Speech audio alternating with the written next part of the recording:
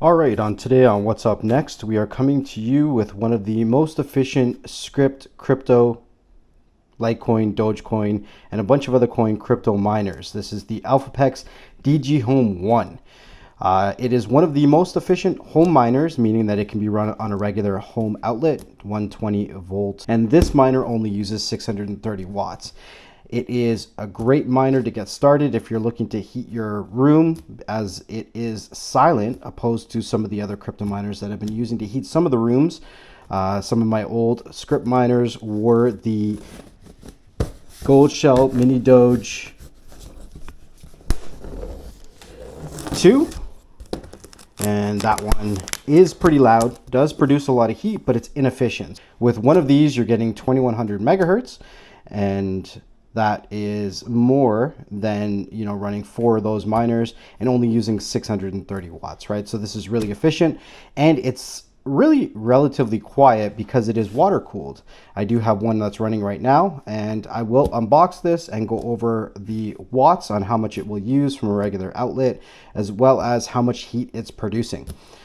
All right, so let's get this unboxed.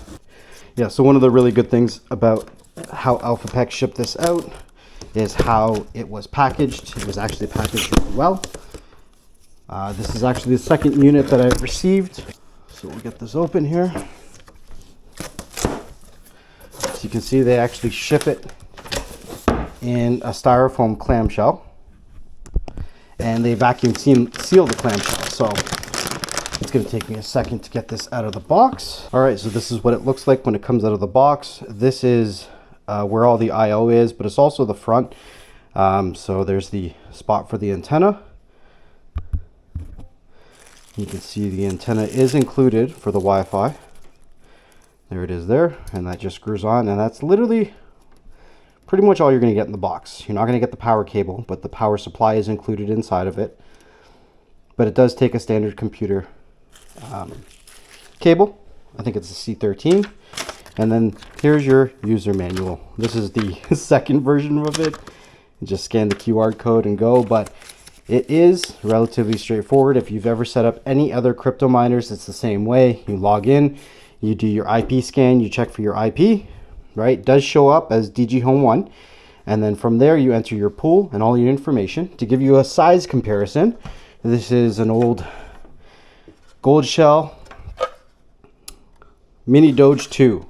So it is a lot bigger than that, but it is a sleek design, and it looks like a gaming computer. So if this is running in your house, nobody's going to know what it is. They're just going to think that it's a gaming computer.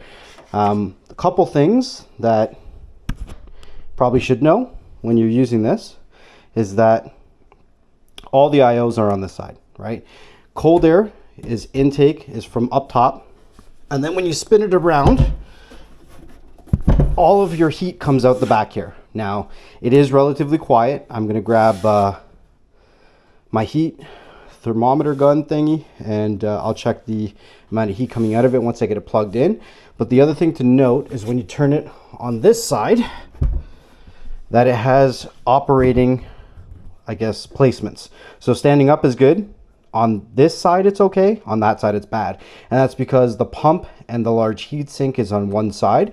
So you don't want it operating with all the pressure on those, right? So if you spin it, so if you see, you want your power to be on the left-hand side when you flip it over. So if we flip it this way, right, you want this power on the left-hand side. So the proper way to lay this down is this way.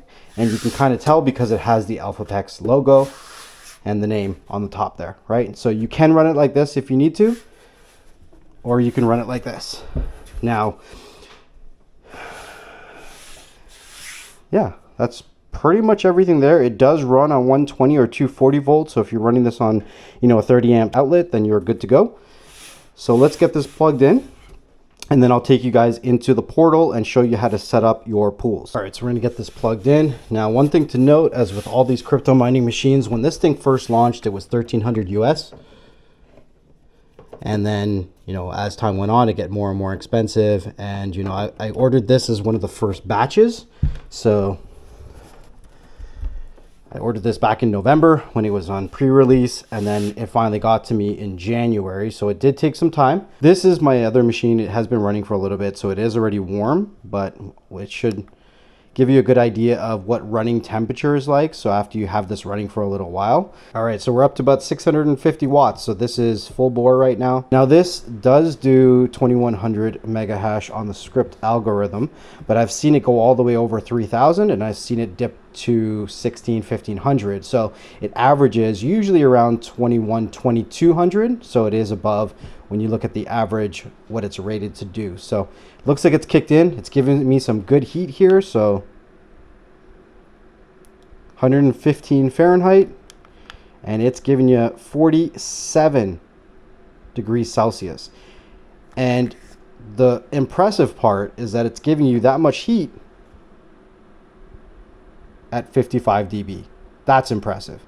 It's super quiet. It's definitely less intrusive. I have been heating our living room here with the Mini Doge 2 for the whole winter. And it is intrusive, it is loud, it does produce a lot of heat, but this is going to be a lot better to live with.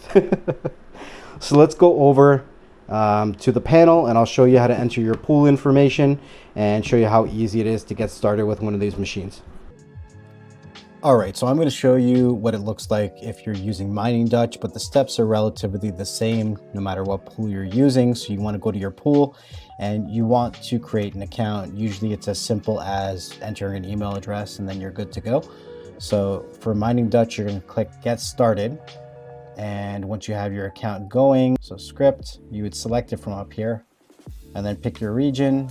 So I'm in Canada, so I'll pick Canada. Select device. The good thing is Mining Dutch has this as a pre-selected option. So it has the hash rate already built in, so then it automatically populates down here. So once you have your information, you can just go ahead and you can copy and paste all that information into the portal. Or so if you scan your network with something like Advanced IP Scanner, you would hit scan and then you'll see it show up as DG Home 1, and you can see that's kind of how I got my IP address for the device there. Now once you get to your IP address and you enter it into a browser, you're just going to type in root, and you're going to go. Don't need to save that. So when you first log in, you're going to see that it's saying that it's abnormal because it's not mining anything. It doesn't have a pool. And here's the option up here for Blink. If you're looking to locate it, if you have multiple of the machines, you can see which one you're trying to find. Right, so what we're going to do is we are going to set up our mining pools. So we had Mining Dutch over here. We're just going to copy and we're going to paste.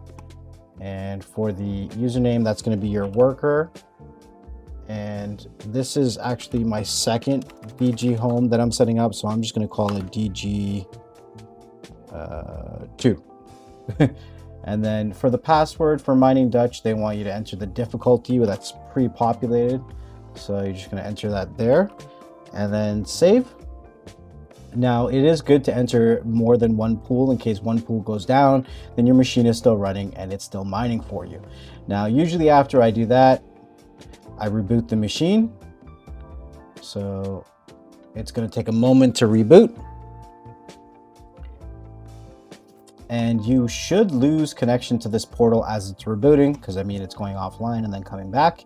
All right, you can see that it's normalized now, that it's connected to the pool that we entered. You can see the rate is normal, the network is normal, the fans and the temperature is normal. You have real time at 1900 and average at 2255. Now, I have seen this pool rejection rate shoot really high up when it first gets started, and then it starts to normalize, and it normalizes under 1% rejection rate, at least with this pool. Right now, it's showing a decent rejection rate of 0, which is great. It is connected by Ethernet and not by Wi-Fi, so maybe that's the reason why. But I have seen this go up pretty high and then come back down to under 1%. Now, keep in mind, this has only been running for, I don't even, runtime is 8 minutes. So it needs to, obviously run for a little bit longer to build up some data and then go from there. So refresh the page a little bit more. So we are getting over the, the rated hash rate of 2100. We're getting 2200. Now, to go through some of the settings here, if you need to do the update, you'd get the firmware file from ElphaPex's website. You would download it, then it would upload it through the portal here and click update. The other one to know is your log. So this is if you're getting any issues or whatever, your latest logs are going to be at the bottom here. And then your Wi-Fi, if you want to enter your Wi-Fi, then you would turn this on and then you would connect to your Wi-Fi. And after doing that, you can disconnect your Ethernet. Now, some other things that I wanted to give you a heads up on is if you are using a mining pool like Mining Dutch, then you do have some options here. If you go to your wallet,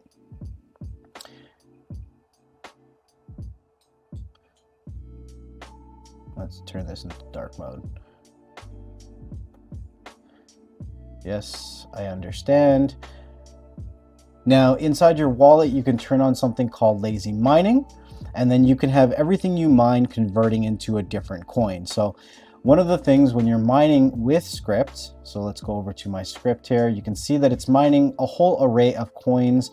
It's mining everything from Dogecoin, Pepe, a different SHIB coin, it's got Lucky, it's got Bells, it's got a different Bells coin, it's got a whole bunch of different ones, right? So usually some people like to simplify it by going over and turning on lazy mining, and then if you are a Bitcoin maxi, you can set it all to convert automatically to Bitcoin.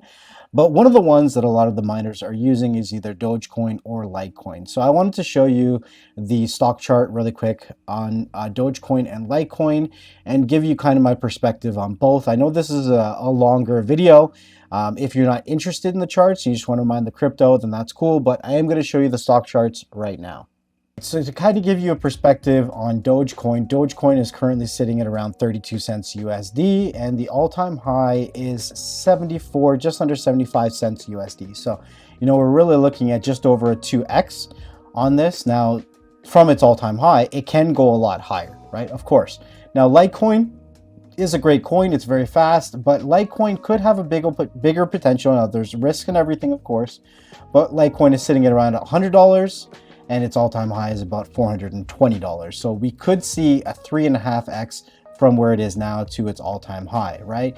Now, one could argue that there is more room to break above our all-time high with Dogecoin, with some influences from Elon Musk and, you know, some of the other things out there and being a meme coin and all that kind of stuff, right? So everything is, you know, nobody knows the future. There's risk involved in everything.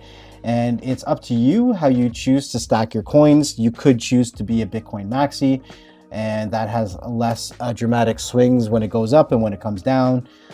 Or you could try to play one of these other coins, right? So it is completely up to you guys how you want to stack your coins. So if you have any questions about the ElphaPex DG Home 1, or if you want to see more videos about the stocks and the cryptos and all that kind of stuff, make sure you leave a comment down below. It's Mark from What's Up Next. And until next time, I'll see you guys on the next one. Peace.